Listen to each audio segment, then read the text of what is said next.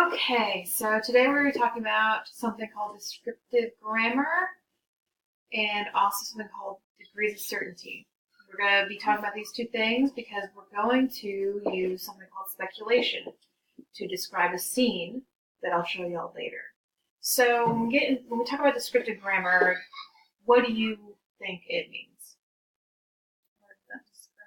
Words that describe, right. Describe what a person or scene looks like, feels like, sounds like. We use our senses when we are describing something.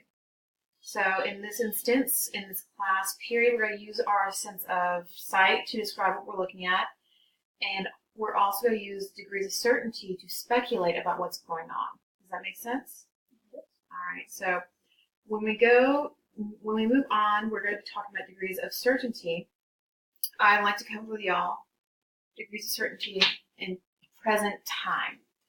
Present time, that means things that are happening right now. Statements you're making at the present moment.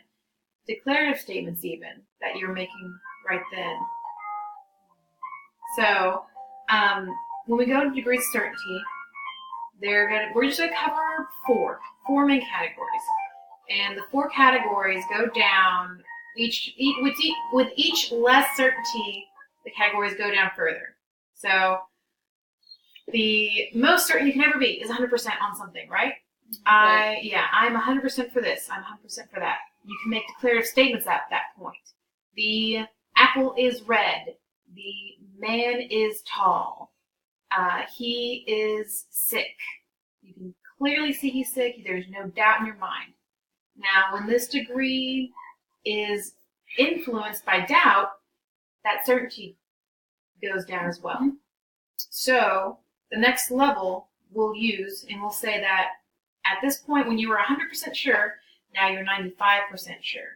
So whenever you're almost certain but not quite about a situation, let's use the phrase of must be. We'll just use that.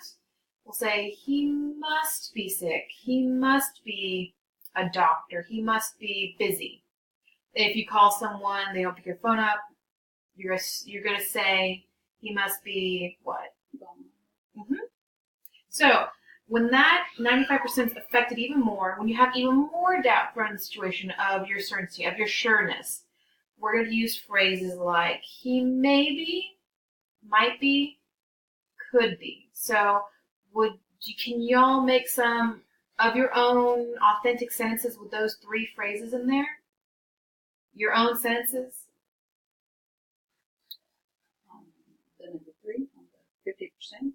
Yeah. Can you use at least one of these in a sentence of your own? She might be hungry. Mm-hmm. Yeah. He may be home. Mm-hmm. All right, that's great. So, again, we use this when we're this is the lowest of your certainty you can get, is using these phrases. So I want to show y'all a picture, and then we're going to go into more descriptive and certainty phrases, okay?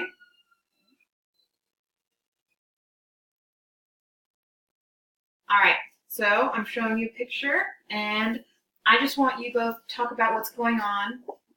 I want you to use some descriptive words, what you're seeing, what you see the people doing, what they look like. And if you could just tell me, what you think is going on, what you're speculating with these phrases.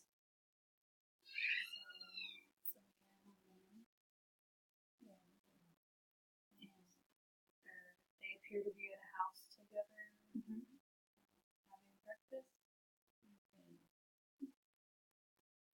Seem to be discussing something. Okay. I would say that they might be married, but I'm not for sure, so it would be 50% or less. Okay. And that's where you say they might be married. That's a very correct usage of that phrasal thing.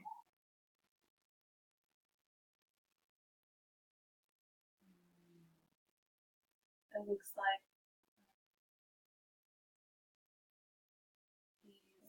he's agreeing about something.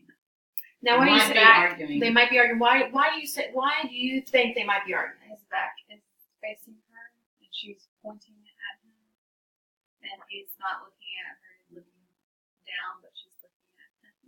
Right. So he's not looking at her. He's facing away from her, and she's looking at him. Now, is there anything else that you're looking at that you can tell me that why you think that they're arguing? Anything else?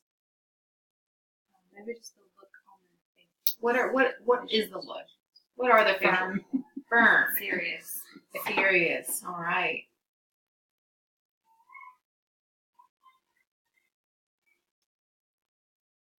Okay. So you both agree that they might be arguing. Yes, they All might right. be arguing.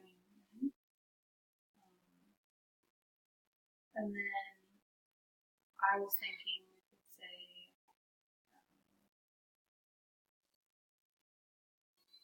something for the is, which is the 100% sure. Mm-hmm. Well, I had something and then I just. It's okay. This is just talking about it, getting used to using these phrases. I know it can be kind of difficult to remember these phrases and these things.